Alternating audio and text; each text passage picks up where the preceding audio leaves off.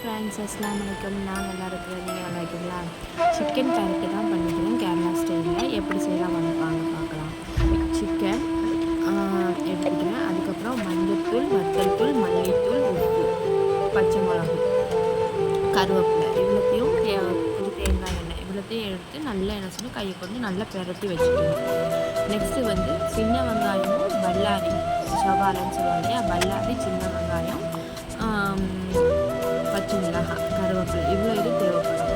First வந்து காய்ச்சில் எண்ணெய் ஊற்றி தேங்காய் எண்ணெய் தான் மஸ்ட்டு. தேங்காய் எண்ணெய் ஊற்றி அப்புறம் வந்து வெளுத்துள்ளி, வெள்ளைப்பூடும் இஞ்சியும் போட்டு வதங்கினதுக்கப்புறம் சின்ன வெங்காயத்தை கொஞ்சம் போல் எடுத்து அதையும் வதக்கிட்டு, அதுக்கப்புறம் பெரிய வெங்காயத்தை 3 பல்லாரி எடுத்து நான் வந்து ஸ்லைஸ் பண்ணி வச்சுக்கிறேன். ஸோ அதையும் வதக்கிட்டு நல்லா வதக்கி முடிச்சோடனே நம்ம பெரட்டி வச்ச சிக்கனையும் இதை வதக்கினா வதக்கணும். எல்லாத்தையும் போட்டு நல்லா வதக்கி நல்லா கையை விட்டு பெரட்டிட்டு தண்ணியை ஊற்றவே கூடாது.